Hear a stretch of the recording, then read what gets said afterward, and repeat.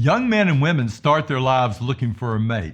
The mating ritual. We can see this with us and in the animal kingdom around us. Men and women try to make an impression for the purposes of finding someone that fits their ideal for a partner. As a matter of fact, every day, all of us at times seek to impress others for some reason. To keep or get a job, to fend off those who would hurt us, to make those around us think we have it together, and on and on and on. Welcome to our channel and today's focus on the 3 reasons you will make poor sales hires due to impression management. Now, what if your young son finds a young lady who creates a favorable impression, but for all the time she's with him, she hides who she really is? She even impresses those around him, though a few see things he doesn't. Things that alarm them, but he does not hear them. And soon he marries her, and from that day on she changes and looks for what she can get for herself out of the relationship. When she finds it's not enough, she begins to look for other men 3 months into the marriage, and all she was before is swallowed up by the real her today. Sociopathic, no empathy, no conscience. Now, why do I tell you this story? Today, some estimates point to 3 of 20 people may be subclinical sociopaths or narcissists or psychopaths.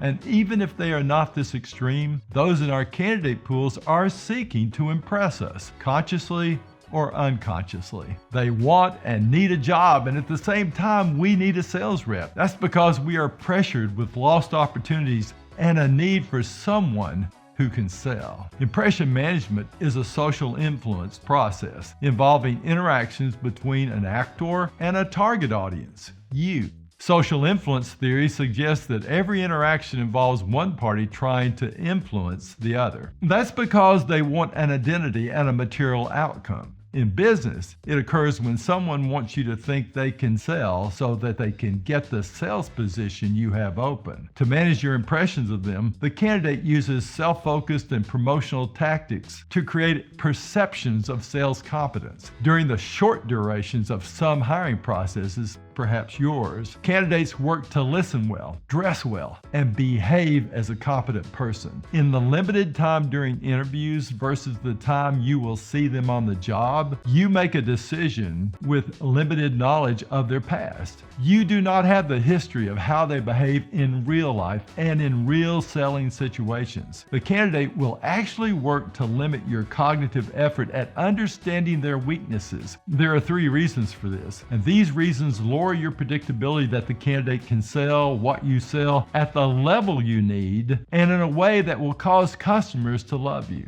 Number 1, they manage your impression of them and no one else helps you be more objective with your evaluation. Second, you wear rose-colored glasses because you need to hire someone. And third, you use a recruiting system with very few screening tools and steps, and if you use an assessment, you use it after your final interview and not before it. So, before we look at what you can do to limit these very real limiting factors in making good sales hires, let's look at the latest science.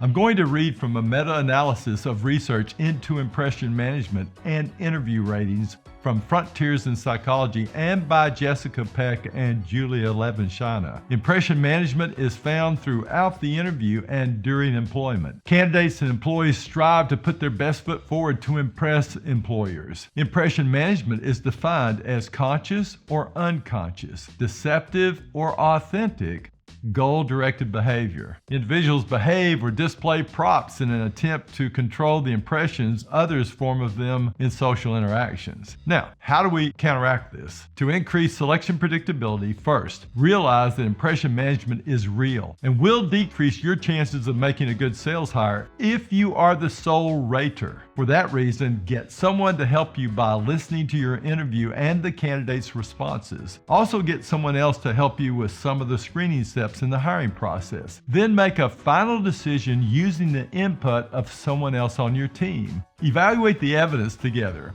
Work samples, assessments, applications, resumes, interviews, references.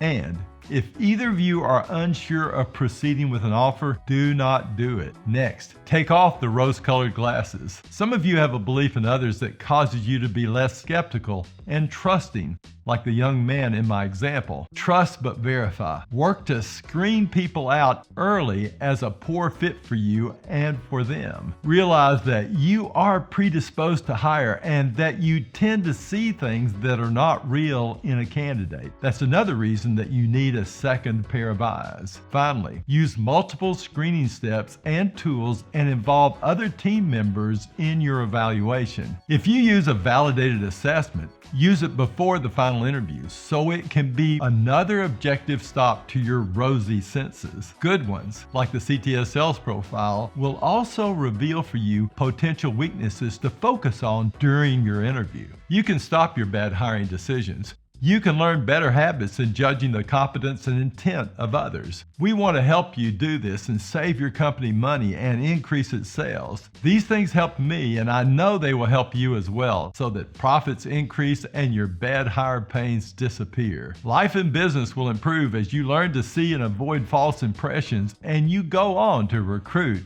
and hire the best.